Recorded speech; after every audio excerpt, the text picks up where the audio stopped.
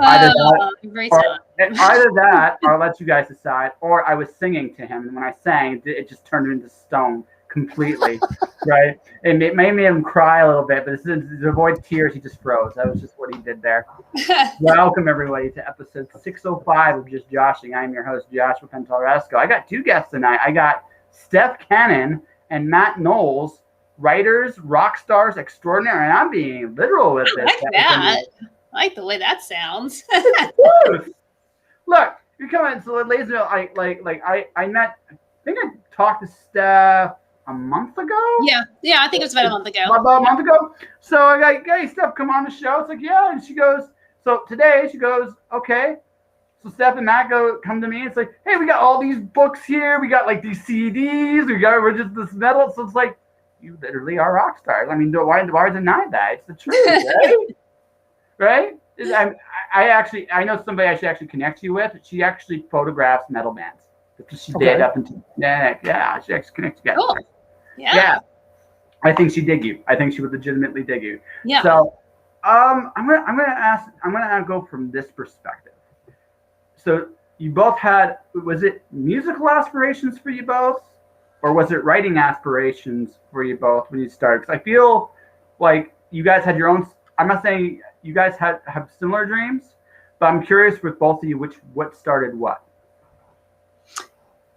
I'll let you go first on this one, Steph. For me, it was definitely writing. I mean, I've always loved music, so that's never been, I've always listened to music my whole life. But I always wanted to be a writer. Since I was a kid, I've always wanted to be a writer, and was busy raising my kids for a while, and finally got to a point where I said, you know what, I really want to actually do this. I don't want to be one of those people that says, oh, I want to write something, and then they never do.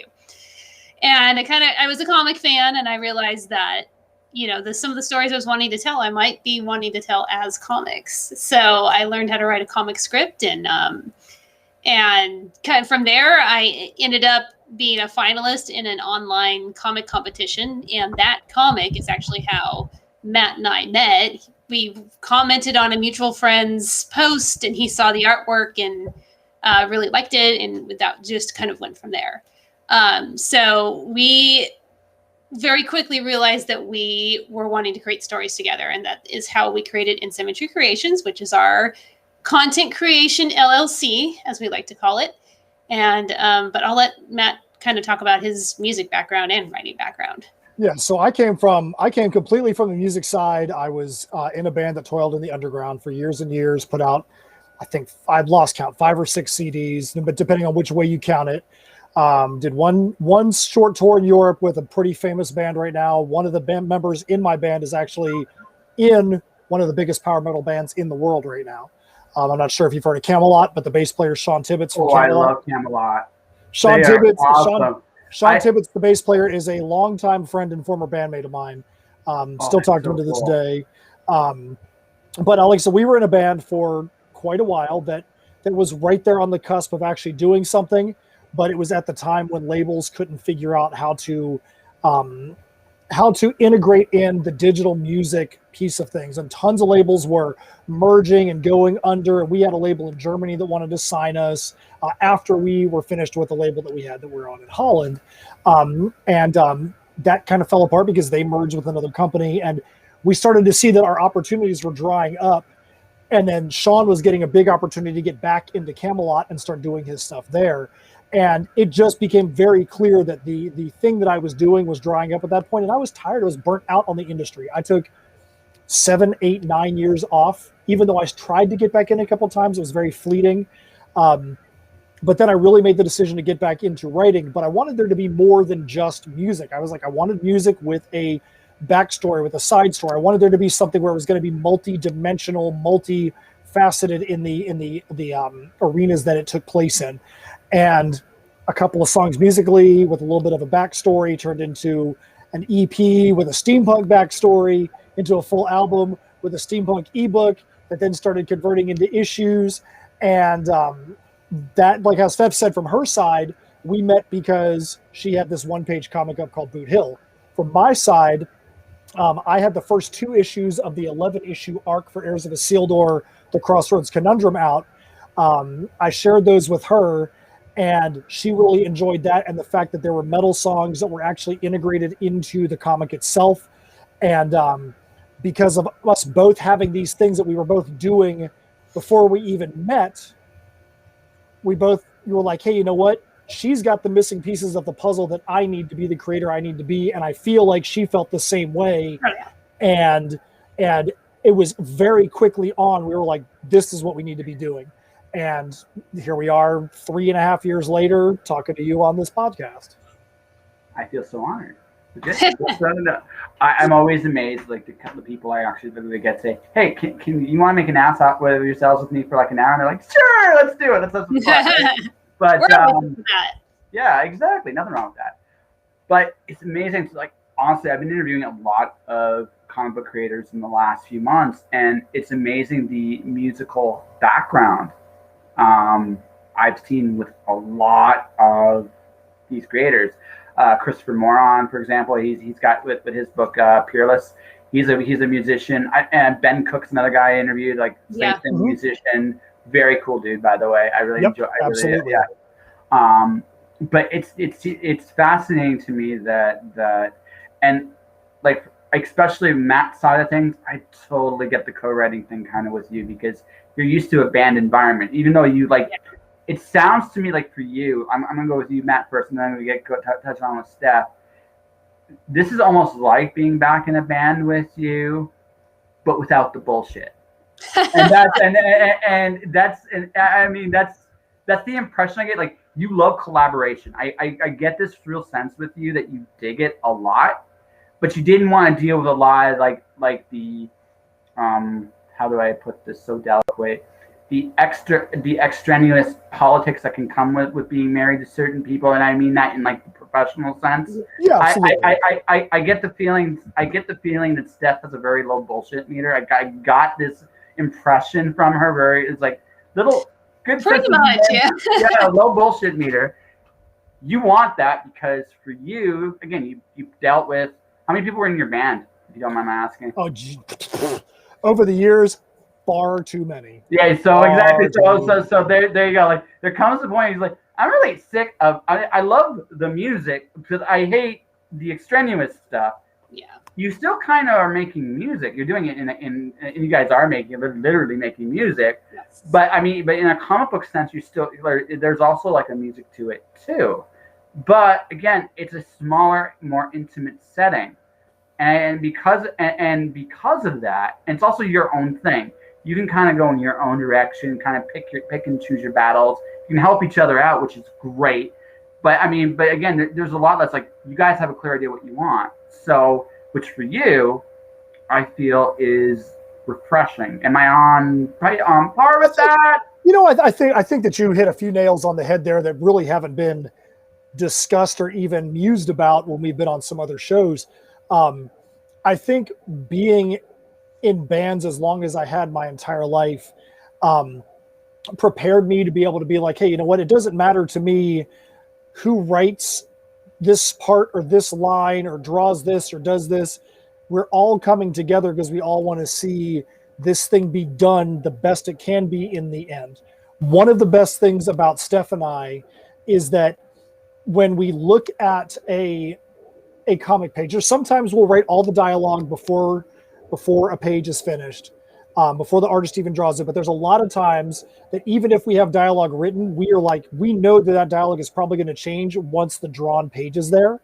And we don't care that the original dialogue isn't what makes it into the final issue. It's what dialogue is the best when we get to that end. It doesn't matter if I put the word onto the script or Steph put the word on the script, because in the end, all we care about is, do we have a good product that is going out there? And that's one of the things, like you said, the collaboration between she and I, the partnering is something that is, I know what her goals are in creation. She knows what my goals are, and they are exactly the same. It doesn't mean we don't have things that we need to accomplish for ourselves, but sure. Ultimately we know that goal is the same. We involve each other in everything that is done. And what I mean by that is we always will say that if I write something, Steph is my editor. If Steph writes something, I am her editor. that transcends the stuff that is directly in Synergy Creations too. Steph does freelance writing. I do freelance writing. Steph has edited articles that I've written for college fantasy football. I have edited movie reviews that she's done for quite a few different horror movie websites. Those are not like I wouldn't go out there and write a horror movie review. She wouldn't go out there and do college fantasy football stuff, but she knows what I'm trying to get across. I know what she's trying to get across. So we'll do that. Same thing happens with the music, with the comics, everything that we do. There's always some role that we can fill to make that thing be the best it possibly can be. So, sorry. It's interesting too, because I think I can't remember how it was months ago that Matt put something in a perspective that I thought we need to start explaining that more to people, because it's the easiest way to understand it. In comics, there's not a lot of writing duos. You do see it from time to time, and there are a lot of co-writing ventures that people will do. But Matt said one time when we were talking about, because inevitably we'll get asked, who wrote what and who wrote which part. And it's such an amalgamation that we can't define it that way. It's just impossible.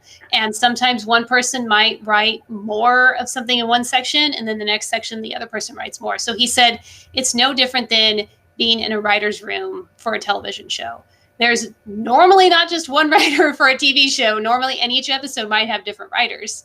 And in movies, you will often have filmmakers that are looked at as a duo. I mean, there's the Coen brothers, obviously they're brothers, so that makes sense. But there's a lot of filmmakers who do every film together because they have a certain kind of chemistry together as they're working. And that's just how it is. That's just what they're known for. And I think when we put it in that perspective, it's a lot easier to understand that really it's a writer's room for two with us. Okay, I'm going to flip to Steph for a second here, because I have a theory. If it's too personal of a question, just let me know. I'll back the heck up, right? Because this is this thing. Were you a single mom when you were raising your kid? I was not a single mom, but I was a stay-at-home mom. So I spent very much the majority of the time. How many kids? Two kids. Oh, geez. You're yeah. tough. You're tough. No, you shot my first assumption out the door, but I still think that some of it holds true. It sounds to me like with Matt, when you guys found each other, Matt was looking for somebody that there was no bullshit, no pretense, no, like, just someone that was interested in getting creative work. I feel with you similar, but I feel, and if I'm wrong, please, if I'm off, then I'm off. I'm just let me know. I feel like in your case, because you made the decision like later on, it's like, I gotta go do this shit. Right? I gotta do this. It's now, it's never. If I don't do this now, I'm going to hate myself later. And but for you, because you have you needed somebody to bounce off of. Because for you, it's also kind of like one thing. It's an entry point into the world, so you can do your own stuff. And I'm not saying you don't do your own stuff, because you do, right? But someone that it's much easier to work together to accomplish a goal than it is to start by yourself going, where the hell do I go? Right? So much. Yeah, so right. Yeah. So the way I kind of look at you two, this is a very early impression.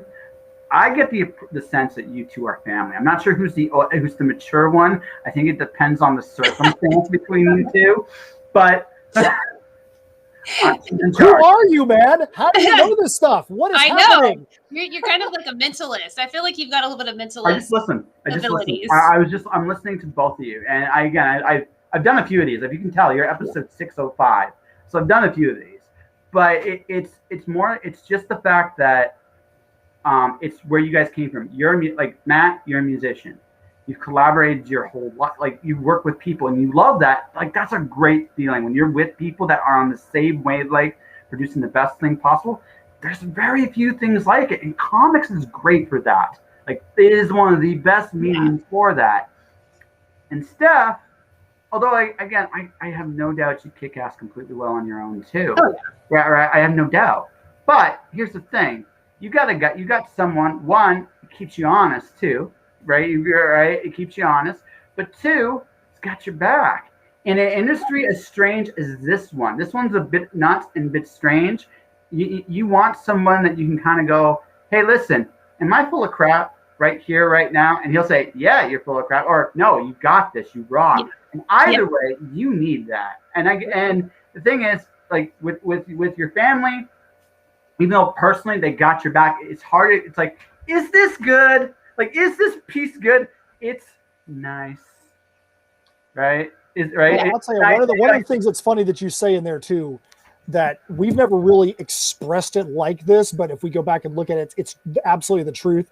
If you go back to when Steph and I met, one of the reasons why it was good when we first started working together is neither one of us felt like we really needed to be working with somebody else. It wasn't like we were out there going, I can't wait to go find a co-writer. I need this co-writer. I thought I had things figured out. Steph thought she had things figured out. Oh, yeah. And very, very, very early on, there were things that I thought I had figured out that just by Steph telling me, I was like, dude, I have got so much to learn in that. And vice versa. Steph thought she had some things figured out that I'm like, have you thought about this? Do you realize this? And she's like, oh crap, I never even realized that. And it was like really early on, we were like, holy crap, we need this other person to be watching our backs, because there are things that we're so focused on this, we're not seeing these other things happening out here. It's so much easier to get farther working together. And that's the best thing about that concept. That's what, like I said, like again, I've only talked to you guys for all of 15 minutes. So I mean, I'm certainly don't have all the answers, but just listening to you two, it's like you two are a family, and that right. And that's your strength, and that's your real strength, more than your works and your ideas, which is awesome. Nice, right? It's more than that. It's the fact that, again, you're there for each other, and that will carry you. The thing is, right? I mean, the biggest lie we tell ourselves is that writing is a solitary thing. It's not. Even a guy like me who's writing just his own stuff, kind of on his own, still have editors, artists, and other people I'm collaborating with all the time. Co-writing has always been actually a little scary to me, because it's like, I'm kind of crazy. And like the best, like I'm writing right now, literally I'm writing Alice in Wonderland, fighting Hercules in a labyrinth in the underworld while playing croquet. I'm not kidding. Like that's literally the book I'm working on right now. And that's the scene I'm at right this minute. And it's like, I don't know if I can find someone that's got that kind of crazy imagination. Now, maybe I'm looking at this the wrong way. It's like, I might need someone to ground me a little bit. Have you thought about this? That's totally a possibility. I can totally like acknowledge. There's a bit of a yin and yang there, because there's times when I need to be grounded. There's times when he needs to be grounded. And we've learned, because we've been doing this for 3.5 years now. And we're on opposite coasts. I'm in California. He's in Florida. So there's a lot of travel involved. We do a lot of shows when there's shows to be had. So it's, at this point, it's just kind of second nature. We know what the other one needs creatively from the other one. And that just comes from spending and working so much together. So I'm going to ask this before we get into Jack's question. This is kind of a precursor to it, just to ask, do you guys do prose as well? It's funny because Heirs of Isildur actually started off as prose, and I had to convert it from prose to a somewhat comic form. So the original, the Crossroads Conundrum story arc for Heirs was written as an ebook, and then it was forcibly pushed into comic form. So even if you look at the trade paperback, even once Steph and I went back and took months to re-letter it and reformat it, it's still very wordy. It's still a hybrid book / comic. The most recent one that we just sent to the printer, Heirs of Isildur Nightmare Scenario, full-on comic the way that it should be. The next arc, The Perilous Prospects, will be that. But there will be some times that we do have some intent and some hope to take some things back to prose. We've only done one thing as prose together, and that was for Creepy Kingdoms, Tales from the Parkside anthology that was done last year, and that was a short story that we wrote together. But right now, everything we do is definitely from a comic perspective or a music perspective, which are, you can't get much more different than comics and music and prose. They're like three things that are on three different planets. So I'm going to push back only slightly on that. I almost feel like comics and music are on similar wavelengths. The tools are different, but I almost feel like comics and music is almost like you're mixing colors. Music, it's a lot of like, it's different sounds. With comics, it's like words, pictures, and like there's these layers. And songs, I kind of feel I have a similar like there's a lot of depth to a song. There's the music, there's like the symphony parts, the chorus thing, the bridges and all that stuff. There's also the lyrics, which also can add or sometimes detract from, sometimes detract depending on the band, but there's layers to it. You know what I mean? Well, So, I would say this: the difference in writing comics and writing lyrics, and Steph was very much involved / really intimately had her hands in the lyrics, even if it was a song that I had written previously that we brought into the new album that's going to be coming out. She got to see the inner workings of how those lyrics formulated. And for comics, you want things to be less wordy when you're talking about word bubbles, and you want things to be to the point. In lyrical writing, it's almost like poetry, and you're like, we got to blow this out of proportion, and we got to use big words, and we have to have these big, crazy, things that are formulated. So that's where we say that lyrical writing and comic writing are very different animals, because you don't want things to be big and flowery and overboard and overly wordy in a comic side. So that was one of the things that Steph early on actually really helped to chisel me away at, is that, I was used to that. I'm a songwriter. I've got to write big, wordy, flowy things. And she's like, dude, that's way too much for one word bubble. We've got like 500 words on this page. We've got to cut this thing down. You've already shown it in the art. Show, don't tell. We need to cut some of these words out. But you did answer some of that question anyway. So basically, I'm going to have you both answer to each other. Where I'm going to ask that question a little bit better is, what does Steph bring to the table that makes you a better creative? And Steph, what does Matt bring that makes you better? You want to answer that first? I mean, I've talked for a while, so you want to answer first? Or you want me to answer first? I mean, I would say the main thing, because there's a lot, I think, that he brings to the table. He, aside from the music background, strangely enough, has a white collar background as well. He's been a project manager in a lot of ways, a lot of different jobs that he's done. And I look to him to lead in a lot of ways, and not in the way that I'm not capable of that, but he has a natural ability for it. And I look to him for guidance on, okay, how are we going to handle this problem that we're having with, art production or whatever the case may be. The more difficult things when you're making a comic that are bound to come up. There's deadlines. There's all these little nuances that might come up to kind of trip up your project a little bit. And he's very good at thinking quickly and finding a solution that's professional, so that when we're dealing with other people, I know he's the one I'm like, you write the email, because you're going to write it in a much better business way than I am, because I have much more casual way of speaking to people that sometimes can't be used if you want to be taken seriously. But as far as writing goes, his big thing is he wants to think of which I agree with, think of your end, think of your beginning, think of your end, and then you fill in the blanks, fill in the middle part. If you don't know where your story is going, it's not going to be compelling for a reader, because that's when, as a writer, you stumble along the way. And he's very good at helping keep that when we're writing something new, to have that perspective where, okay, we need to think about what's the ultimate goal of this story here? What's the ultimate goal of the characters?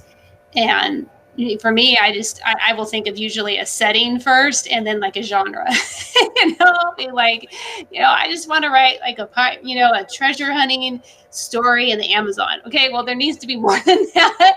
You want to write about pirates in space, dang it, it's going to be pirates in space. I just want to write a pirate story. Yeah. Okay, well, what happens, and then, so he's really good at pulling that out. Yeah. And I would say for Steph that, and this is going to sound odd, but it's when you say the word intangibles, that sounds like it's a cop-out answer, but the intangibles that Steph brings to the table are so tangible that it's like, Steph has got no poker face, and it's a running joke. It's not even a joke. Yeah. It's just a personality trait that she has. So if she likes something, you easily know it. If she doesn't like something, you quickly know it. She has no problem with making sure that there is input from a very true and real place, so that way, if like you're hoping that a part catches you, hey, I wrote this thing, I'm going to read it to you. What do you think? And I'm like, man, I really hope that this part is what catches. there's been so many times I have seen that very thing. She's like, and it catch her, and I'm like, yes, that's exactly what I wanted. And the fact that she has got let me see how to word this, there is a childlike innocence, kind of like when you go back to being, I don't care about the BS, I just want to create. Get away from all this crap. I just want to write a good story. I don't want to deal with all the crap. Yeah. And that helps to get me grounded, because it's very easy to want to go play around in the mud a little bit when people start getting stupid. She's like, let's get back to what we need to be doing. I may be the project manager, but she is like the heart of the project that I'm getting back to. So if I were to put this like this, see if you guys agree with me. Matt, you're the problem solver. You generally know how to handle problems. Steph's the authentic one. She's the one's like, this is bullshit. Yeah. She'll be the one quietly going to you, maybe with an elbow to the head, this is bullshit, fix this. You'd be like, yes, it is. I will. I'm telling you, where's the hidden camera? Usually I say it a lot nicer than that, though. No, I'm speaking like me. See, I'm just speaking like me, because I don't got much of a BS filter. I will never go so far as say I will never ever lie, but I will go so far as say I try to be as authentic as possible. Yeah. Game recognizes game. I just swear a lot more because I like how it sounds. That's just me. Right? Yeah. Right. That's just me. I feel. I mean, and in all fairness, there are times and places where manners are super important, and I will tell you though. Here's the thing: if you want to get people to take you seriously, do swear at them. They do take you very seriously. It's not serious. No. But you will be taken more seriously. I promise you that. Right? Inter-Mediterranean Maltese side of me coming out there, but that's just it. No, it sounds like you're a team, right? So I'm just watching you two, how you guys kind of play off each other, and it's just like, okay, cool. It sounds like you guys are a heck of a team. So what did you musically speaking, Matt, what do you do? Steph, what do you do? Because I feel like you guys I feel both of you got different talents there. So the music thing, for all intents and purposes, that's like a big piece that I bring in from my previous. When we started working together, the first album, the first Crossroads Conundrum album, was one that I had brought in. Like, it was already done. Like, it was released a couple of months before we met. One of the things that Steph was able to do on that one was we did one of the music videos for that, where she and I co-wrote and co-produced it with a video guy, with the artist we had at the time, and a video guy in Brazil. And she and I scripted out the video, and we were able to work on it on that side. Cool. So when it came to doing this album, which is Heirs of Isildur versus Tales from Nocturnia, there's 5 songs for our steampunk time travel series, 5 songs for our medieval fantasy series. It's still me in the captain's chair writing the music, and finding the guest musicians, because there's about 6 or 7 guest musicians that are on the album. I'm still the one that is like the mastermind behind it, and I hate using that word about myself, but that's what it is. Like, I'm the one that's doing all the recording, doing the vocals, the guitars, the bass programming, the drums, the keyboards, and Steph could answer this herself, but Steph is she is definitely a jack of all trades production assistant in there. No matter what needs to be done. There are a few songs lyrically that I was stuck. I was completely stuck. I was like, this song, we need to get these lyrics finished, and I am completely stuck. Help me out.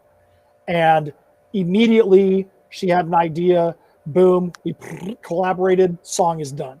And there was at least 3 of the songs out of the 9 that have lyrics on the album where that process happened. There's a few times that Steph actually was able to jump on the mic right behind me, and she is on a few of the songs doing some backing tracks on some vocals. That sounds really cool, and it was fun to be able to get her in there so she could have a musical representation of herself on the album. It was important for me for that to happen as well. But there's times too, like, she's involved with You know, a lot of the musicians we work with are not local. I mean, one of them is in Norway, we have a lot of video chats with him, and our violin player, even though he's close to me in Tampa, all of the sessions we've ever done with him have been through video chat, just like this. And she's been on all but one of the video chats with him, where we're literally writing violin lines for the album right there real time with him on a video chat like this. So she's involved with the production. And there was even a couple times I'm like, hey, you know what do you think about this song? She's like, well, that's one of my favorite ones that, you know, I played her from before. She goes, I want that on the album. And I'm like, okay, I guess it has to be on the album. You said you want it on the album. That's my challenge. Make this thing be on the freaking album. And that's the last song on the album, and it's come out really well, you know, and it would never have been on the album if she didn't push the issue and force the issue. Hey, I like this set of lyrics that you wrote over here. Let's find a way to get it on. I like this music over here. Let's find a way to get it on. So she has truly been like the producer sitting behind the mixing board in a studio that gets the best out of the musician by a freaking mile. Okay. So before I get to Steph, because I got a lot, I'm going to try to get Steph to speak a little bit more. Not because I don't mind that you answering the questions. I just feel like she's got a lot more to say, I think. And you know, she might be a little nervous. Oh no, I'm done. No, I just got a big mouth. Yeah. Oh, that's okay, fair enough. I gotta ask one question. I gotta ask one question because you said steampunk and medieval. Are you a Blind Guardian fan? I'm just gonna ask that question because I'm not really a Blind Guardian fan. I like Civil War, okay. But like, even though what I play and what Heirs of the Sealers music is not tech metal, I am way into the tech metal scene. In Fairy, Symbolic, Ophidian Eye just dropped the full album stream of their album today, and they are out of freaking control. Love those guys. Okay, we'll talk more metal in a little bit. I'm gonna get No, we totally will. We totally will. I'm more of a European power metal guy. I hope that's okay with you, right? But yeah. So I feel like I passed the test there. That's good. I'll tell you a Chuck Pinot story actually about metal, because I told him I was a metal fan, and that conversation was awesome. Oh yeah. Chuck's one of our closest friends. So, no. It's how me and Chuck became good friends. Actually, it's that conversation. But Steph. Okay, so I'm going to ask a few things about you a little bit before we get into like the good metal talk. There's nothing wrong with either of those. Nothing wrong with either of those Jack's acts. Nothing wrong with post or progressive. I like the European stuff primarily because it's both. There's a cerebral classical style of a lot of their stuff, and it's powerful. It's both. That's why I like it so much. But again, everybody to each their own. There's lots of good stuff out there. There's something for everybody. Heck, man, every once in a while, I still pop in an old school Man Warp song here and there. So I mean, I'm all over the place. But Steph, did you ever see yourself doing metal? No, it's the craziest thing too. And the funny thing is, and I always say this to people because inevitably I always get asked, was I a metal fan before I met Matt? And it's not either. It wasn't that I didn't like it. It wasn't that I just wasn't exposed to it. It was a genre of music that I didn't have a lot of exposure to. And once because as we mentioned earlier, when Matt and I met, he had a couple, I think the first 2 issues of Heirs of Steel are out, and he sent them to me to read. And I had never seen anything like it. I've seen a lot of comics that will do a thing where they'll say, oh, this is the soundtrack for the comic, and it's just other people's songs, and it's just a suggestive, listening in the background while you read the comic. But I had never seen a comic that somebody had created music for the comic themselves and inserted it into the comic, where it would say, to learn more about this character, go watch this music video on YouTube. And I thought that is such a crazy concept. I've never heard of somebody doing that before. That's so cool. And I heard the music and I liked it. And as we got to know each other a little bit better and I started going to Florida for shows. And one of the times that I was there, we actually went to a metal show. So Nave Bleviscaris, was that the first one? Nave Bleviscaris was the first one, yeah. And we have pics of me there because I've been to a lot of concerts. I've always loved music, but I was more into punk and alternative when I was like younger. So I had never been to a metal show before. And I think I had this image in my head of what it would be like, but it was like the most positive, uplifting, fun, happy experience. It was so crazy that it was just everybody was having fun and happy, and I fell in love. So yeah, now I'm down. I never thought that I would ever do backing vocals on a metal album though. If somebody told me I would do that, I would be like, you're lying. No, it feels like you stumbled into a world. So yeah. So I feel like, okay, so one, do you want to do more music? And like, would you do more? Like, would you be a little bolder as time went on? We could get a little bit more vocal time. I think so. I mean, I'm no singer.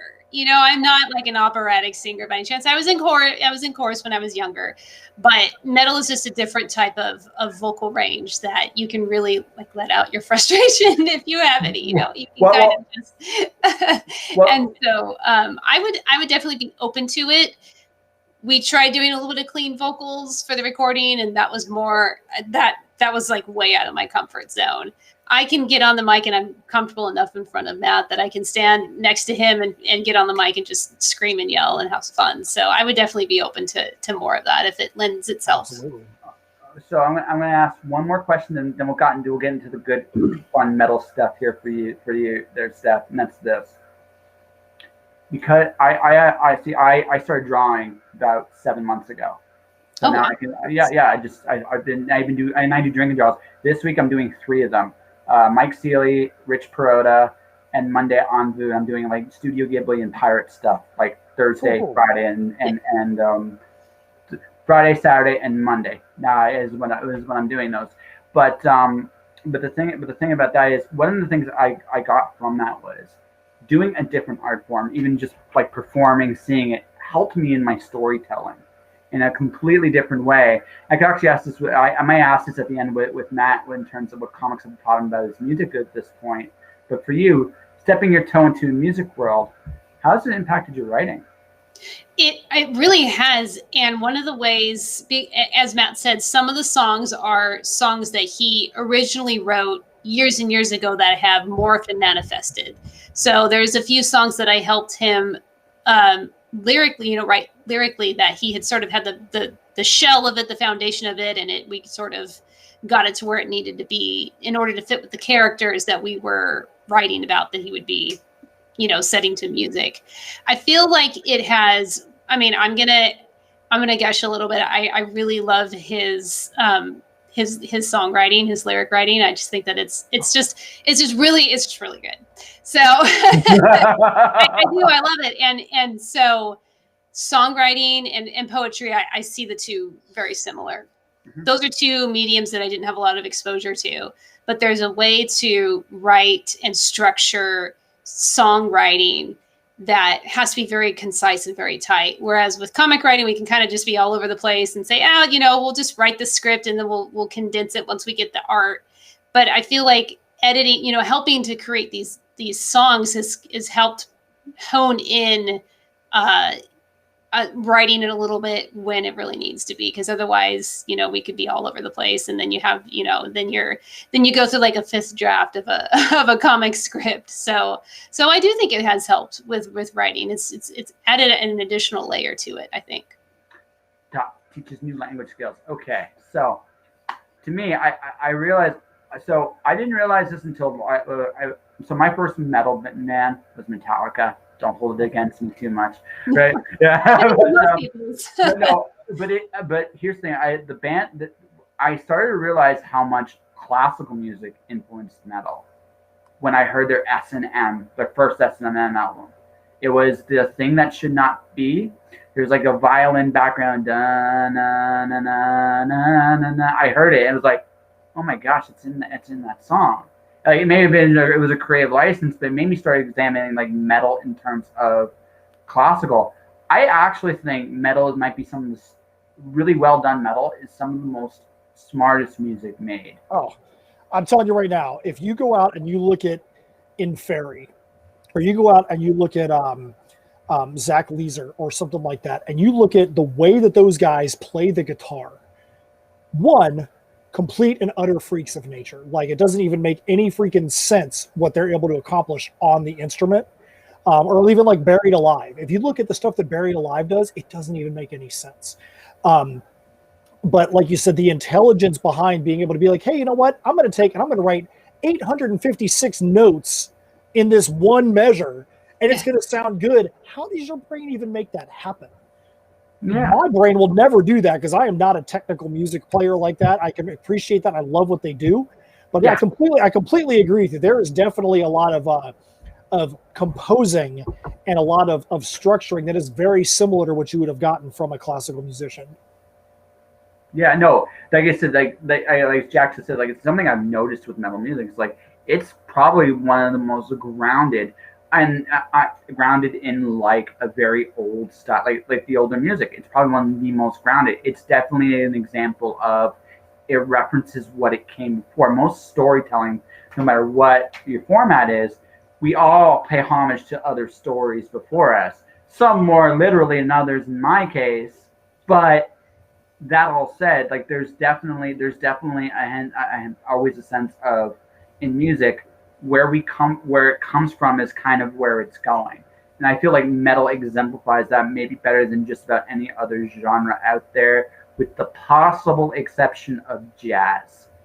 Could be wrong on that one, but I mean I'm certainly not an expert, but again, just going from a critical analysis of how I look at reading, how I approach music, how I kind of analyze a story, and it's like, and so that's my approach. So I don't pretend to know anything, but that's what I've noticed. It's just like it seems to me that music, much like every other form of art, references its past, and I think metal and maybe jazz do it more than anything else. I was really surprised as I learned more about metal. I mean, first of all, I had no idea there were so many different types of metal, yes. And now I'm well versed. But Matt likes a lot of folk metal, like European folk metal, and it's amazing to me how many different instruments are in those songs. I mean, there's violins. There's his favorite instrument that he always says is the hurdy-gurdy.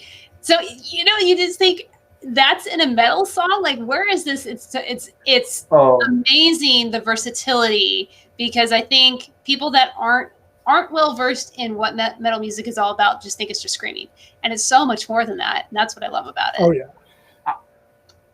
Do you want to go before I add a comment there? No, I was just going to say. I mean, yeah, you look at like a violin, and a violin is something that gets incorporated into music a lot. I mean, you go back even to like the Vinyl Confessions album from Kansas back in the early 80s, where they had some pretty jamming violin on there. That was one of like the precursors. And then you have like The Red in the Sky Is Ours from At the Gates. Nea Bliviscaris is led by a violin player. Yeah. Where you can like take an instrument like that, and there's just something about it. Like even a couple songs that our violin player Andrew Polo, when the few songs he's on the album, the parts that he played completely transformed. There was a song that was there beginning to end, and he played some parts, and we're like, we need to try and maneuver and take some of these violin parts and like create new parts and add the violin here a little bit more, write some different stuff for it. Every song that he is on has completely transformed just because there is an extra layer that's there. I one of my favorite metal bands, Levite. I love their Celt. They use like a Celt. Maybe I said that wrong. I probably did. Well, that's not why I was smiling. So, I told you that we did one tour in Europe with my old band. Yeah. That's because we were signed on a label with Elevite, and we actually did a small tour of Europe across 5 countries with them while they released their first album, Spirit. Oh my God, really? We actually had Spirit in our hands before they did, because we got picked up from the airport in Germany. We were staying with the label head in Holland. And when we were there, the shipment of all of the first pressings of Spirit and their shirts and everything got to the house. And we were supposed to be traveling the next day to go meet with them for the first show. So all the guys in the band, including Sean from Camelot, all pranked Elevite. We all put their shirts on, took out their CDs, listened to them, took some pictures. Like, dude, your merch is so great. Look at these shirts. These CDs are so awesome. They've never met us. They've never met us. And here's this band from America pranking them. But yeah, Elevite is their hurdy-gurdy is absolutely outstanding. Mary, who was their original hurdy-gurdy player, my old band actually had her on one of the songs on a guest spot too. Yeah, we actually saw them in concert recently. Well, before COVID, but probably a year and a half ago. Yeah, in Orlando, I believe. Tampa. We were in Ybor City. Okay. Yeah, it was in Tampa, and it was very sweet. The reunion between Matt and their lead. Kriegel. Yeah, it was because they were just old friends that had toured together. So yeah, so Elevite roots go deep for him. Nice. No, I just you're talking about instruments. It's like I didn't think that music would mix together so well, and yet it does. Crazy. It's great and it's glorious. Yeah. I've learned not to disrespect any musical instrument ever anymore because they all the right place, the right time. They're all badass. I should have learned that. Even the accordion. Yes. Yeah. So the question in the chat about Patty Gurdy. So I don't listen to Patty Gurdy. Like, let me go listen to her stuff personally, but I am pretty sure. And Red Hawk Dude, correct me if I'm wrong. I think Patty Gurdy is on one of the songs on the new Ailstorm album, or actually maybe it didn't make the album, but they did put a violin in. I mean, a hurdy-gurdy in there. So I'm fairly certain that I've heard her when she's done guest spots on other albums a lot more than her actually doing her own stuff. All right, that's cool. That's really cool. So let's get to the other fun part about metal, which is the mosh pit. I love the mosh pit. I love it. And yeah, that is awesome. Yeah, that's cool. So there you go. And like I said, feel free to keep asking questions. But no, so for me, I just love the fact that, again, as you say, like, you expect the metal pit to be, it's aggressive, especially in the pit. It's still friendly though. You knock someone down, you pick them up. That's my favorite part about it. It was so funny because, it's hard to tell. I mean, if you see a pic of us, you'll understand. But Matt is 6'3" and I am 5'1", so there's a big difference there. I am a little person, so going to these shows is scary for somebody like me. First of all, it's very difficult to see the stage all the time, but because when you get too close to that and they get kind of out of hand and they start to kind of go towards you, that's my bodyguard. He's going to make sure he just, that's all you do. You just shove them out of the way and they're fine. But I love that it's this frenzy, and then as soon as somebody falls and looks like they're hurt, everybody stops. Make sure they're okay. Okay, they're all right. Okay, now we can get back to it. I love that so much. So Matt, probably the best part, assuming she's not too claustrophobic, you get her like near the front row. That way you can just get behind her. That way, because no one can get near her, and you can just push people aside at will. Right? So I'm the kind of person, I will stand on the back side of the pit so that way I can see the audience and the pit's happening in front of me. And I've had so many people hide their girlfriends behind me at a show, or Steph be behind me at a show, because they're like, hey, I want to go jam, but I don't want my girlfriend to get hurt. So I'll just hide them behind this dude that's standing on the back side of the pit. In there. But yeah, I don't want to be in the front because, one, I want to be able to see the whole stage, and I don't want to have people running into my back and all that. So yeah, I'm always standing in the back, but I don't know if you can see how big my nose is. I've got an enormous nose. This nose has been broken 17 times in my life. The first time it was broken was in a mosh pit at a show I was playing at. My old band opened up for another band, and during the headliner's set, my nose got broken in a mosh pit, and it has never been the same since. This makes sense. No, the weirdest thing that's ever happened to me in a mosh pit, I actually got beamed on the top of my head by a wheelchair, right? Because there's literally a person getting crowd surfed in their wheelchair across, and just the bottom just bands it's like ow, and you look up, oh wow. Like, you don't expect that. You don't expect to look up and see a wheelchair. Yeah, like crowd surfing, like, what it's like. You see people surfing, they're getting ready, they're going up and around, they're eventually going to go down the security guards. Like, wow, someone actually got up on a wheelchair. Like, that was amazing. That was like one of the most incredible things I've ever seen. It's like, that is incredible. You forgot the dent in your head. That didn't matter anymore because my brain damage will eventually not heal itself. Right. So that is cool. That is cool, right? But no, I mean, there's nothing like it.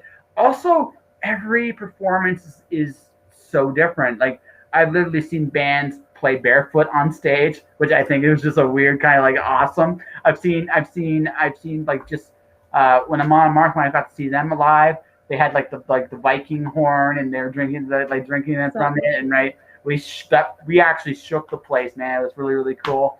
But it's almost like metal more than just maybe like metal, and much like rock and roll, it has this ability, like, every band brings their personality kind of on the stage. And for all what we talked about with metal being very, very heady, at the same time, it's also very, what's the term? It's fun. People just can let loose and be themselves and not worry about it. And there's a sense of fun there I don't think you get with too many other genres. Well, one of the bands that we got to have a guest spot on the album is Fabio Grimdrap from Trollfest out of Norway. He does a guitar solo on one of the songs. And Trollfest is one of my favorite bands. Really good guys. Mr. Seidel is a really good friend of mine that's in that band. And they're exactly what you're talking about. They, you can't listen to Trollfest and not be like smiling and smirking the whole time. You're like, they've got some intense stuff, but it's like Baltic, and there's a violin player. Not a violin, no, there's a keyboard player and a saxophone player in this band. And he's playing like crazy Baltic rhythms on the saxophone. And it's just hilarious. And you're like, this is some of the most intense metal that you've ever heard, but there's some of the most ridiculous instruments in there that you've ever heard. There's an infamous video out there from Trollfest on the 70,000 tons of metal from a few years ago. They always will have bands do clinics about whatever. And one of the most infamous / most viewed clinics ever, they asked Trollfest to do a clinic. They said, sure, we'll do a clinic. And Bach and Bruce Trews, who was with them on that tour, did this is how you play blast beats on the tambourine clinic. And so the video is literally him up there showing how to play blasts on a tambourine, and he is acting like a complete fool. But everybody's just laughing their asses off because it's so fun and so funny, but he was actually being musical with it. And so I completely agree. I mean, that's part of the fun of it is to have fun and feel the emotion and be enveloped by the music in whatever form that it is. Yeah. So, okay. Favorite shows? Favorite TV shows? No. Favorite shows. Matt, I could ask, I performed and attended, but for Steph, I feel like you still haven't gotten on stage yet. So I'm going to go best show you've ever seen. Matt's going to be a much harder judge on that one, I think, because of all the shows he's been a part of. But for you, Steph, which one's your fave? For me, it's more of like the meaning behind it and just the feeling and all that. But it was when I first saw it in Ferry. And Ferry has meaning to us because Matt knew the guys, and we were talking with them before the show and started talking. We were talking about our comics, and they said, how fun would it be to be in a comic and get killed off? That's a bucket list item for us. And we said, well, we could make that happen. And from there, it started this big creative powwow that we had, and we ended up. They are in an issue of Tales from Nocturne, which is our medieval fantasy story. And we had our artists draw them in. They are characters in the story. And it was as over the top and crazy and maniacal as you could imagine it would be. But they're one of my favorite bands because we got to hang out and talk to them before and they were the nicest guys. They are the nicest, like calmest, good dudes, and then they get up on stage and it was just this complete amazing energy. Stevie's energy as lead singer is just it just blew me away. And it's fun to share that. I think, and one of these days maybe I'll be able to experience this, but I know for Matt it was crazy because he's been to a ton of metal shows obviously, and he had seen in Ferry, so seeing me experience that for the first time was fun because it's just kind of like introducing somebody to this whole new world. And so that was my favorite show that I've been to in recent years, I will say. Yeah. So I think you've got, I'll give you the two, my favorite show that I attended and my favorite one I performed in. Favorite one I attended, I went to see Arsis, Winter Sun, and this band I had never heard of before, Flesh God Apocalypse. And an old friend of mine who I met back in the Elvite days, she was the merch girl. Whenever she comes to the United States, I always try to catch up with her. And she's like, hey, come on down to the show. We can talk and all that. And I was talking with her before the show, and I was like, so what do you think about being on this tour, and how do you like the bands? And she's like, well, my favorite band is definitely Flesh God Apocalypse. And she's like, have you heard them? I'm like, nope. She's like, oh, Matt, I know what you like, and you're going to freak out when you hear Flesh God Apocalypse. Talk to some of my other friends. They're like, dude, Matt, I know what you like. You're going to freak out when you're Flesh God Apocalypse. And when they started to take the stage, like when they were setting up they were already in gear. They had two guys out there in their hoods all zipped all the way up, putting their drums out there. They're distressed, looking like old rotted 17th century piano onto the stage. I'm like, dude, these guys are either really, really into it, or they just, they're just setting up for failure. Then the two guys with their hoods on took them off, and it was two of the guys in the band that already had their completely distressed tuxedos and corpse paint and stuff like that on. And they all came out, were completely in character, and they blew me out of the water. I was just like, the whole show. And I tormented people with every Flesh God Apocalypse album for like 2 years after that, because they blew me away so much with that show. Now, if you want to go back to my favorite show I ever performed in, my old band opened up for Camelot the first time. This is when Sean wasn't in Camelot, and they had just released one of their albums, and they had released the song March of Mephisto that had Shagrath from Dimmu Borgir did the guest spot. So we got done opening for them, had a great set. Crowd was pumped, crowd was packed. There was another like two bands I think that played between us and Camelot. So we're outside, and Tom Youngblood and some of the other guys from Camelot were hanging out with us, and they're like, "Hey Matt, have you heard March of Mephisto? Do you want to do the guest vocals for us on stage tonight during that song?" And I was like, first I crapped my pants. I mean, literally, yeah. I was like, I literally think I dropped some poop in my pants right there. And I was like, sure, I've heard that song. Yeah, absolutely, I'll do that song on stage. I said, no problem, that sounds great. They walked back inside. I opened up my CD. I put the CD in the CD player for the first time. I had never heard the song before. I listened to that song like 15, 20 times and totally got it, understood everything like that. Went on stage, did that guest spot with them, and there's pictures still on my Facebook from doing that. But the experience of being on stage with that kind of crowd, that hot for the band that was on stage, and going up there and absolutely killing it on stage with them was so insanely unexpected. It was unreal. And then I'll give you a tie. If you go on YouTube and you look up Royal Anguish, Eluvite, Run to the Hills, it's so the song Run to the Hills from Iron Maiden, the last set of the last show on that tour we did back in 2006, we did a cover of Run to the Hills from Iron Maiden. It was everybody from Eluvite, everybody from Royal Anguish on stage together. So you were talking about some bands go up there in bare feet. So this is literally the bands up there. Like our band was, leather jackets and black jeans and looking like a tough metal band. And then you have Eluvite, who literally like, if you want to go on stage with us, you should wear the soil. They had a freaking bucket of mud that they were just doing this stuff and just putting mud all over their faces and going out there in bare feet. And we're all like, screw it. It's the last song of the freaking of the tour. Put some freaking mud on us. We'll go on stage and we'll sing Run to the Hills. And there's like 60, 70,000 hits on it on YouTube. And it's weird because it looks like it's recorded in night vision. So everything is reversed. So it looks like it's a white stage with us on like night vision. I don't know why it's recorded that way. But so that was actually something that was really fun to be able to end that tour off with those guys who all were some of the nicest, most genuine, pure people I'd ever met by doing that. So there you go. My two best memories being on stage were both guest spots. Nothing wrong with that, man. Those are guest spots a lot of people would kill for. Camelot and Eluvite, man. Yeah. That's pretty badass, man. I mean, not many people can say that. I certainly can't. Why am I here? Anyways,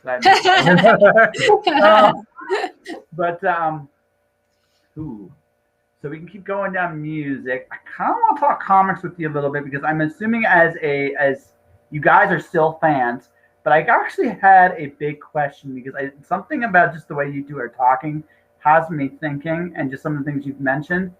So when you guys are going to put your heads together and do more, I get the feeling that comics and music aren't your only goals. I have a hunch you guys either want to do short film or a bigger film somewhere down the road. And if I were to make a wager,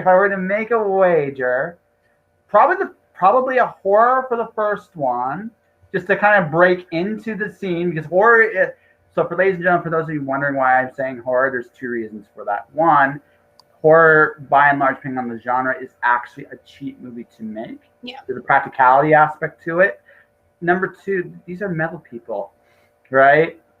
right? Metal and horror go together kind of like peanut butter and jelly, and so I almost get the feeling if you're going to try a new medium, that would be the way you do it. But something also just deep down tells me you guys want to do film or television somewhere. So I know for me, and it's funny because when we named our company, we named it In Symmetry Creations, and we were very specific about that because we did not want to say In Symmetry Comics and put ourselves in a corner where if we ever decided to branch out and do something other than comics, well, now we're stuck because we're called ourselves comics. So we're In Symmetry Creations. So yes, absolutely, we have talked TV, we have talked movies. I'm a huge movie fan. Obviously, I'm a freelance film reviewer as well, and I'm specifically reviewing horror movies because before comics, before anything, horror movies were my first love by far. I mean, I could talk for days on that subject.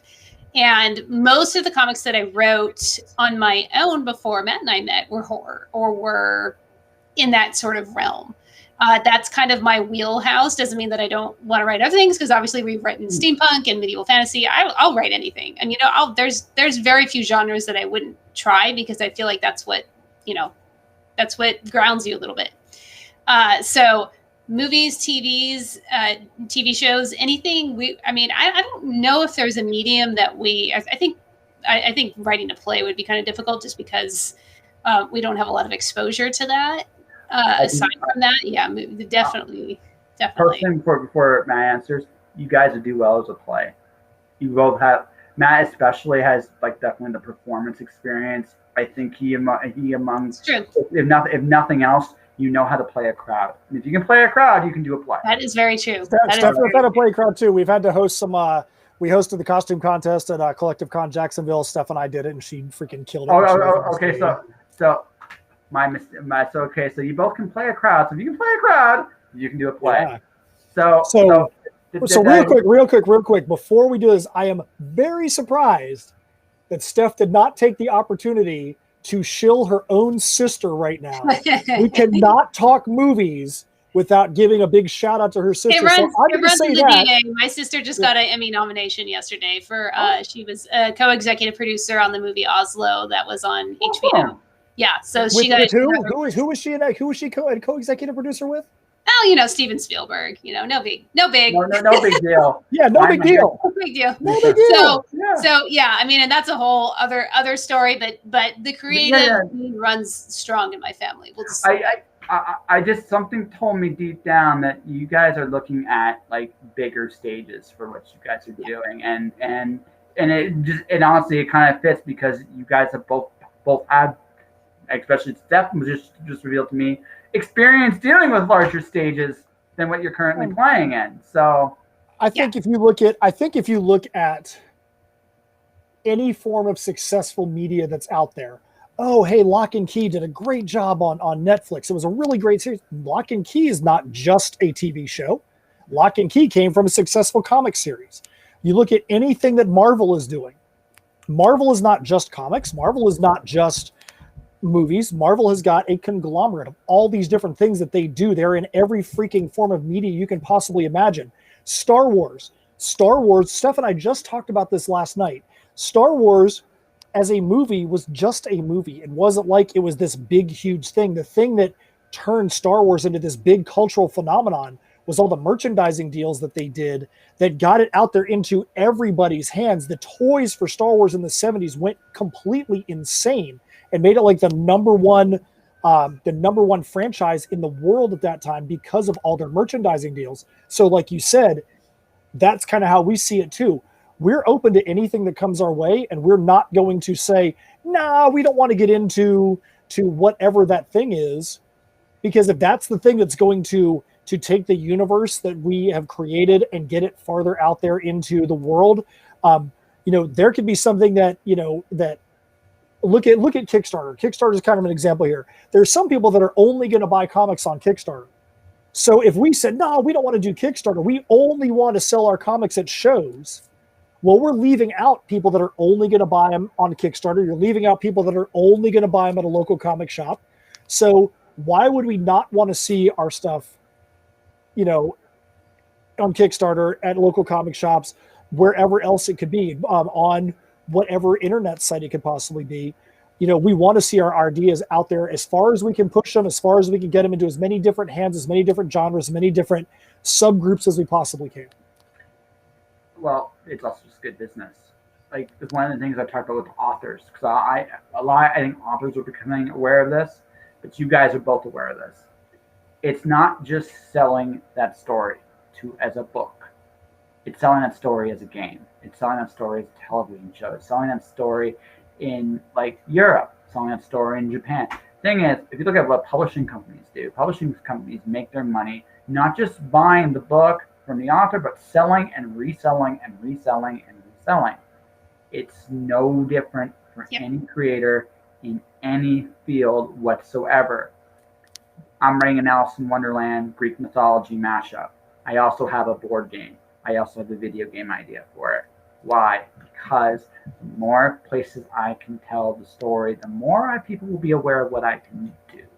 Absolutely. Yeah. We have the same mentality. And actually video games, board games, all of that too. I've been a D&D player for more than half my life. So, you know, RPGs, you know, tabletop games, all that. We want to get into all of that. All of that. We've actually had preliminary discussions between Steph and I about, man, we'd like to be able to see this become this. There's only so many things you can work on at once, and you have to. Totally. We absolutely have got intentions on seeing some of our IPs get moved into those areas. The only reason I bring all of this up before we go into like talking comics for a bit here and then wrapping this bad boy up is you guys seem to be like both of you bring very diverse skill sets into comics, so it just made sense to me. It's like you two bring a lot of different. Again, you complement each other. You complement each other, but that also means you have access to so many different things. It only makes sense to me, just based on everything I'm hearing, the fact that you've already done so many different things so far, you're gonna go into more things. And I do see a movie in you guys' future somewhere down the road. I don't know what it's gonna look like. Yeah, that's my hope. Well, and the funny thing is really, whenever I write, I'm envisioning it as a movie. It's just how do I get this movie and put it into comic form? And because when I was much younger, I was always, you know, I want to be a journalist, and now I'm doing that freelance in a way too. And I realized that the stories I had in my head, I was picturing in comic form, but really it was movie form. It was just, okay, if I'm going to write something on, you know, paper, comics isn't, I mean, when I was learning how to write comic scripts, I learned from a lot of screenplay books as well. Just to, you know, how to write a screenplay, because it's similar. I mean, there's obviously some differences, but there is a similarity there. Yeah. Well, one of the funny things too that bringing this up, the next arc for Heirs of Isildur is called The Perilous Prospects, and one of the biggest struggles that we had in constructing the arc is that we literally had to sit back and say, okay, if this was going to be a web series where you were getting a chapter a week, how would we structure it? Yeah. If this was going to be a TV show where you knew you were going to have a season and people were going to see weekly episodes and they knew that it was going to be like that, how would you construct it? If it was going to be a prose book, it would be done a little bit differently. If it was going to be like a bi-weekly a comic that was coming out in your local comic shop, how would you do it? For us, with it being a story that's going to be kickstarted, and with Kickstarter comics, you're only getting an issue every 3, 4, 5 months.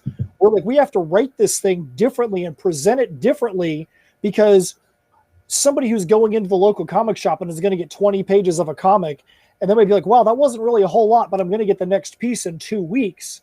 You can get away with that.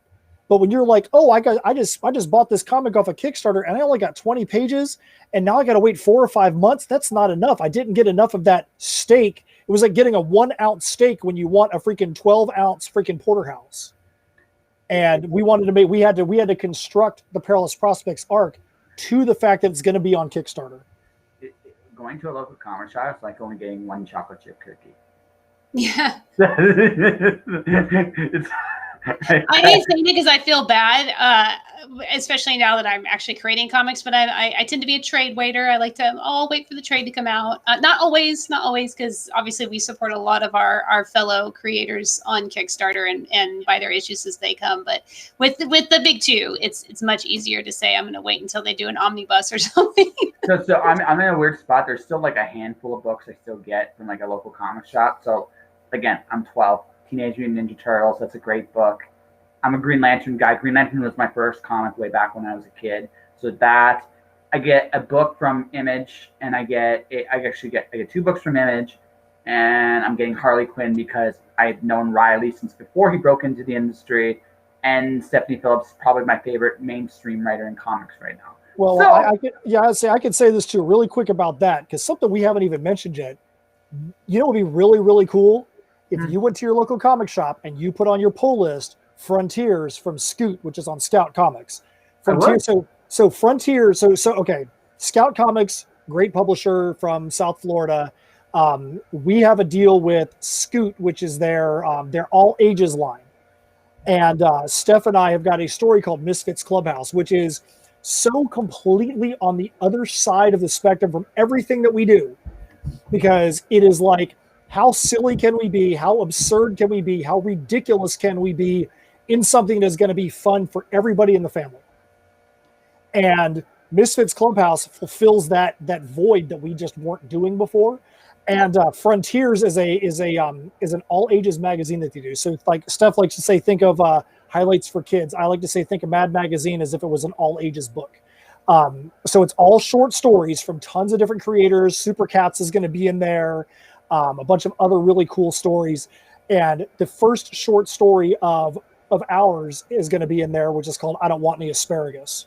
So you can just imagine from that title that it's going to be ridiculous. So the first issue of Frontiers is going to have the first appearance of the Misfits Clubhouse story.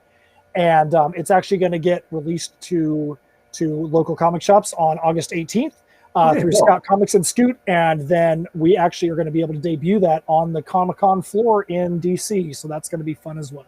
That's going to be very fun. But I'm gonna actually do a little small, tiny little pushback for you. It doesn't shock me one bit, actually. You want to know why? Sure. Because I came to this like wonderful realization about young adult and horror. They're playing with the different piano keys. If horror is black piano keys with a touch of white, young adult is all the white piano keys with a touch of black. The emphasis is different, but you're playing with the same piano, right? So basically, it's inversing what you guys do naturally. And also, I just find that you look at our fairy tale history, we write about dark shit. Yeah, those are really dark. I mean, Hansel Gretel alone is stories, right? So, kids, this is very good for the world, right? I can tell you one of the things that we'll give a big prop to Richard Rivera, who is the head of Scoot for Scout Comics. He is really intense on making sure that the all ages titles that he has are legitimately all ages. It's not something where a parent is going to be like, oh man, I want to get them that book, but man, they have this one story is very questionable. Like we've known of things that have had to change. We've even had to rework some of our scripts because Richard's like, let's make sure that it's something that's not going to be over the heads of an 8-year-old. Even if it's something that's going to appeal to a parent, they don't want to be something that's going to be like questionable to that 8-year-old. So I'm gonna emphasize that point. I'm just gonna add the next level to it, which is this: if you look at like comic book shops and a lot of comic book universes, they don't cater to kids anymore, and they should. Like, I mean, on the flip side for you, it's good for you guys because you're doing very well in Kickstarter and things of that nature. But one of the reasons why people are looking at Kickstarter is that a lot of these big companies aren't catering as much to all these like different audiences as they used to. Now they're just going after keeping the audience they have. So I think that like for the future of mainstream comics, at least, Kickstarter has created some very interesting avenues for comics in going forward. But even so, like the local comic shop, I think needs a good kids line. Like it's hard when you go to somebody like, okay, I like DC and I like Marvel, some DC and Marvel stuff. I don't know if I can actually recommend an X-Men book to a kid, right? Whereas when we were younger, you could. Isn't that interesting? Yeah. Yeah. Well, that's why I'm saying that's why when we signed our deal with Scout/Scoot, you look at what they have on their lineup, and that's what you're talking about. That's the line right there. They've only had the Scoot sub imprint for less than a year, but what they're doing is exactly what you're talking about. That's why we are so sold on them. We know who Richard is as a person.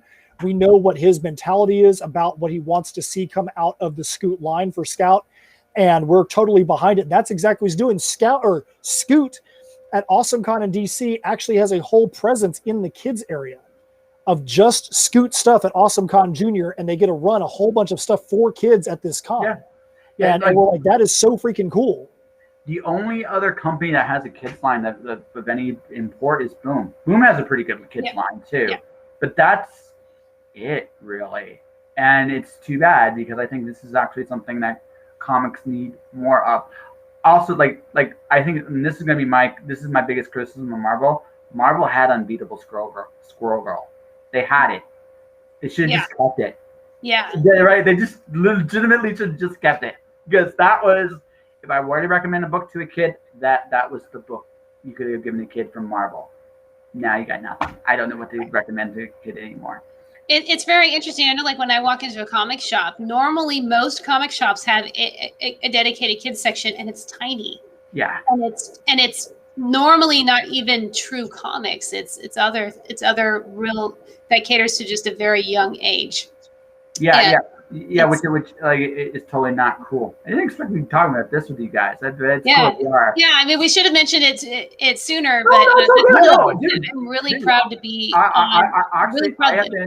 This conversation has been nothing short of awesome from my end. I hope I've been as good for you guys. No, you know what I love is you have brought up some points. We've done a lot of podcasts, a lot of shows, especially recently in the last few months, because we ran our Kickstarter in April, May. one of those 15 months this year. One of those, but it was a few months ago. And so of course, when you do a Kickstarter, you have to do a lot of shows. And so it's just kind of repetitive, because you need to promote your work that's on Kickstarter. You have to talk about the story and what you're doing, and the other merch that you're selling. And it's been really refreshing and nice to talk about the music side of things and just kind of other things that we haven't really addressed either at all ever, or it's been a really long time. So it's been nice. Well, I just saw with all due respect, I saw your family dynamic at the very beginning. It's like, well, we got to talk about that, because that's probably that's the coolest thing. And honestly, if there's certainly not much I think I can tell you guys in terms of media success. I will say this: as long as you two stick together, you guys will do well no matter where you go. And that's an honest thing. As long as you guys can keep it together, you might go your separate ways and do separate projects at points in your careers, and I can definitely see that. But if you stick together, you guys will do very, very well. So that's the foundation. That's our foundation. And like I mentioned earlier, we see it was the same way how there's certain filmmakers that do everything together. When you have a system and a formula that works, I never thought that I would be co-writing everything that I'd be doing in the future, but it's more it lends itself better to my style now. And I don't think that I could co-write with anybody, but because you have to have the same personalities. Otherwise, somebody's going to get their feelings hurt, or somebody's going to take something the wrong way. It's very difficult. So you have to have an understanding, a mutual understanding and respect there. And if you have the right chemistry, then it's a lot of fun. It's a lot of fun, because everything that we get to celebrate together. And when there are things that aren't celebratory, that are tough, we're there for each other too. We're not going through it alone, both the highs and the lows. And we celebrate everything. If you're an artist that works with us, you can send us rough pencils, and we're like, whoa, so great. It's been a great feeling. Let's go. Well, I love that. Like this week, first time I've ever done this as a freelancer, I made a living wage for the week. I made more money this week than I did working at my day job where I made the most money. Wow. That's my first time I've ever done that. Yeah. I don't know if I'll do it again next week. Right. But that's still a great cool feeling. Yeah. That's a milestone, right? You celebrate your little victories, and you have to along the journey, or else it's not worth it. You just see the bleh. So We're gonna have 2 fun questions, and then we're going to probably wrap this bad boy up because I get the feeling I enjoy your company, but I also get the feeling both of you got stuff you need to do. So I'm gonna try to wrap this. I'm gonna try to wrap this. Steph's out there in California. Her kids are like, make us some food. It's dinner. Yeah. You know, she's like, you make it yourself. No, Uh-oh. Josh knows what's up. Yeah, make it yourself. Well, no. It's not that. She's got 2 kids. She has to be tough. How old are your kids? 11 and 14. Oh yeah, so she's got to be tough. She can't take any crap with them in the house, just the way it is. Yeah. Oh yes. So I'm gonna ask just a fun question, just as fans. What's been your favorite thing about? I almost feel like comics have hit a boom, but the boom isn't in the comic shop. It's on Kickstarter. It's on Indiegogo. It's almost like the diversity of the comic industry.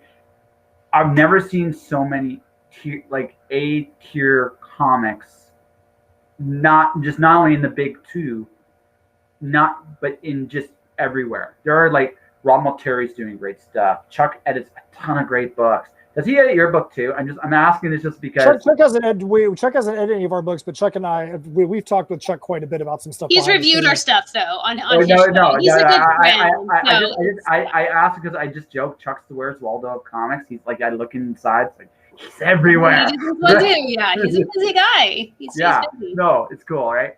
But there's so many great books from so many great creators right now, and so many cool little genres you never thought existed. I mean, you're in this time. I mean, how has it been like, as both as a creator and as a fan? Is this like one of the most exciting times to be in comics? Well, I think for sure it is, because when you've got the ability to being on Kickstarter is like a whole different genre in and of itself, because where else are you gonna, like, if you're a fan, dude, I can go get drawn into my favorite comic series. I can go get a limited edition comic. We've done crazy things like, I've got it sitting right here. We had a woodworker do laser engraved wooden stickers for one of our Kickstarters.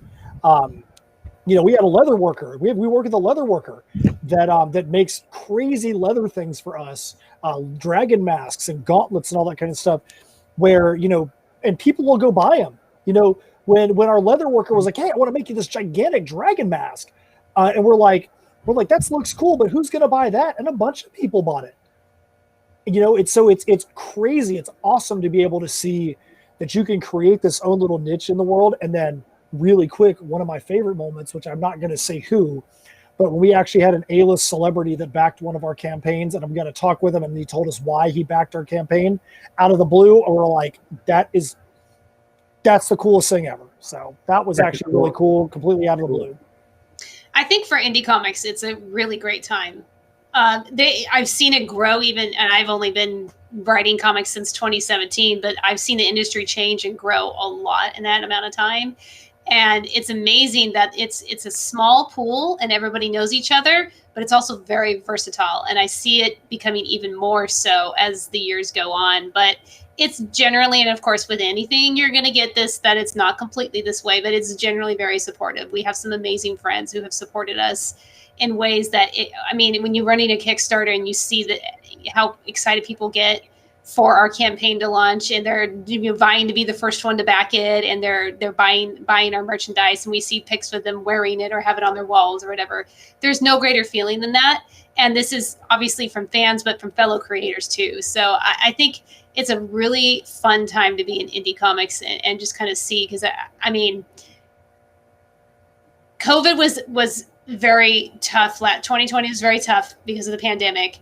But we had a lot of people who said, that's when I had time on my hands. I had things that I wanted to do that I couldn't. And so I read more. And so for people to have said, that they discovered our stories during that time, and it brought them a sense of comfort, it's just cool. It's a cool thing. It's very cool thing. Okay, so we got one rapid fire question, and then we'll get to the wonderful plugs and of stuff and shit. What are your favorite kids' comics and maybe even TV shows? I'm going to answer this too, Darkwing Duck, just because. All right. Oh, I love that. I did love that as a kid. I loved Darkwing Duck and DuckTales and all that. But I'll just say real quick right now, the first thing that came to mind was a TV show, which is Gravity Falls. I know it's kind of more for I mean, I know as many adults that watch it as kids, but that was one of the best written, most well written, amazing shows that I've seen in a long, long time. Rewatchable too. Yeah, my stuff old school is like, you know, Ren and Stimpy, Pee-wee's Playhouse, which are kid shows, but we sure as heck know there's a lot of hidden innuendos in there. But Pee-wee's Playhouse is one of my favorites of all time. I just want to say real quick too, because I saw in the chat that Jack Sack said that we should do a metal themed play, and now I really want to do a metal play. I'm like, okay, I could see, you know, there's like Rock of Ages or something. You got a band man here, right? You got I know. right? And you guys could do some really, my all time. Again, we could do another like easy hour chat. I'm just gonna wrap this up real quick. Yeah. Alice Cooper's one of the greatest showmen ever. His whole shtick is almost a play unto itself. Just saying, it's not itself theatrically for sure. I can tell you, I'm not a musical fan at all. I can't stand musicals except for Doomstar Requiem from Metalocalypse Death Clock. That is the best thing I've ever seen in my life. That's what I'm thinking we need to do. If we did something, it would be along those lines. Real quick, Doris said they are there in California. Steph is in Visalia, California. I'm in Ocala, Florida. Florida, just north of Orlando.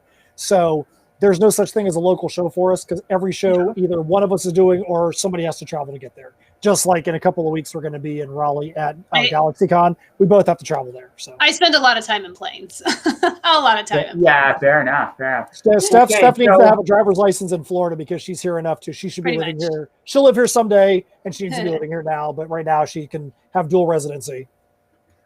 So it's time for the plugs and stuff, I think. But this is tricky. You guys got a lot on the go. So how let's see. How do we do this? Do you want to talk about what's coming up? Do you want to talk about what's coming out? Like what do you guys kind of feel like here? I think that the best place for us to go is to say we just sent the most recent comic that we put together, Heirs of Isildur Nightmare Scenario, out to the printers.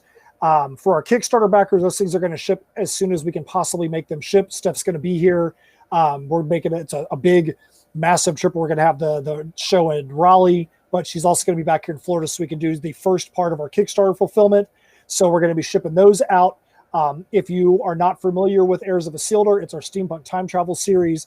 And this issue is actually a bridge issue between our two arcs, between the Crossroads Conundrum and the Perilous Prospects, but it also is designed to be a one-shot. We also call it a special edition because it's 2/3 Nightmare Scenario comic. It's also 1/3 all the lyrics and song explanations for the new album that's going to be coming out. So we're going to have MP3s, we're going to have CDs, and we're also doing 2 different collectible splatter vinyl versions of the album. So when somebody buys a splatter vinyl version, they're not going to get a little sheet of paper with the lyrics. They're actually going to get one of the comics alongside the album, so that way they get to see, here's music, here is the comic that goes along with it as well. So we have that coming out. We've got the first story for Misfits Clubhouse in Frontiers #1. Our story is I Don't Want Any Asparagus. That's going to be coming out August 18th on Scout Comics, Scoot Comics.